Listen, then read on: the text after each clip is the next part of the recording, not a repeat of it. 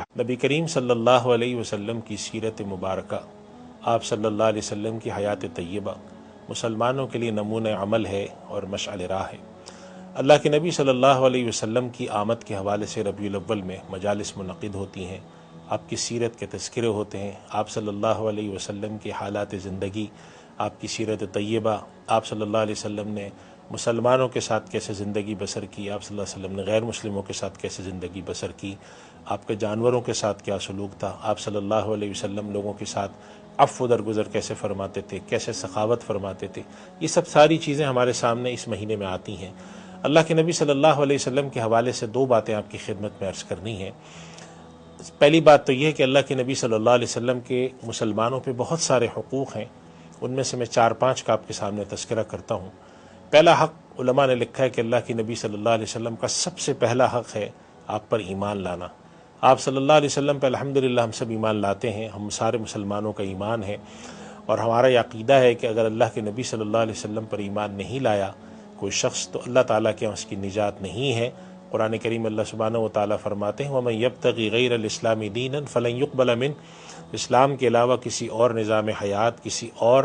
مذہب کو اللہ کے ہاں قبولیت نہیں ہے، اور اگر کسی شخص نے اسلام کے علاوہ کسی مذہب کو اختیار کیا تو اللہ سبحانہ و تعالیٰ فرماتے ہیں لن يقبل منہ، یہ بات اس سے قبول نہیں کی جائے گی۔ دوسرا حق اللہ کے نبی صلی اللہ علیہ وسلم پر ایمان لانے کے بعد ہے آپ کی اطاعت۔ اللہ سبحانہ و تعالیٰ نے جگہ جگہ اطیعوا اللہ و اطیعوا الرسول کا حکم دیا، اور اطاعت کا مفہوم ہے کہ جو نبی صلی اللہ علیہ وسلم ارشاد فرمائیں وہ ہم پر کرنا لازم ہو، یہ مطلب ہے اطاعت کا۔ ہم اللہ کے نبی صلی اللہ علیہ وسلم کو صرف درس اخلاقیات دینے والا نہ سمجھیں، بلکہ اللہ کے نبی صلی اللہ علیہ وسلم کے حکم کو اپنے لیے ایسے ہی واجب الاتباع سمجھیں، واجب الاطاعت سمجھیں، اس کی تعمیل ضروری سمجھیں جیسے اللہ کا حکم ہوتا ہے۔ اسی لیے اللہ سبحانہ و تعالیٰ نے اطیعوا اللہ و اطیعوا الرسول ملا کر فرمایا، اور ایک جگہ تو یہ بھی فرما دیا من یطع الرسول فقد اطاع اللہ، جس نے نبی صلی اللہ علیہ وسلم کی بات سنی، آپ کا کہا مانا، آپ کے حکم کی تعمیل کی، اس نے دراصل اللہ کے حکم کی اطاعت کی، اللہ کے حکم کی تعمیل کی۔ اور اس کی وجہ کیا ہے؟ دوسری جگہ ارشاد فرمایا وما ينطق عن الهوى، نبی اپنے تئیں اپنے پاس سے اپنی خواہش سے کوئی بات نہیں کہتے، ان هو الا وحی یوحی، نبی جو بات بھی کہتے ہیں وہ وحی کی روشنی میں ہوتی ہے۔ تو آپ صلی اللہ علیہ وسلم کا دوسرا حق آپ کی اطاعت ہے، اور آپ صلی اللہ علیہ وسلم کا تیسرا حق آپ کی اتباع ہے۔ اتباع کا مطلب ہوتا ہے آپ کی پیروی کرنا، جو کام آپ نے کیے ویسے کرنے کی کوشش کرنا، جیسے آپ نے نمازیں پڑھیں، جیسے لوگوں کے ساتھ برتاؤ کیا، جیسے آپ نے کاروبار کیا، جیسے لوگوں کو کاروبار کرنے کا حکم دیا، جیسے عدالت میں مقدمات پیش کیے گئے، جیسے لڑائی جھگڑے کی صورت میں صلح پہ توجہ دی، یہ ساری چیزیں، اور خود آپ صلی اللہ علیہ وسلم نے کیسے زندگی گزاری، یہ ہے اتباع، آپ کی پیروی۔ تو آپ پر ایمان لانا، آپ پر اطاعت کرنا اور آپ کی اتباع، یہ تین ایک دوسرے کے پیچھے آنے والے لازمی حقوق ہیں۔ آپ صلی اللہ علیہ وسلم کے تمام حقوق سے بڑھ کے یہ تین حقوق ہیں،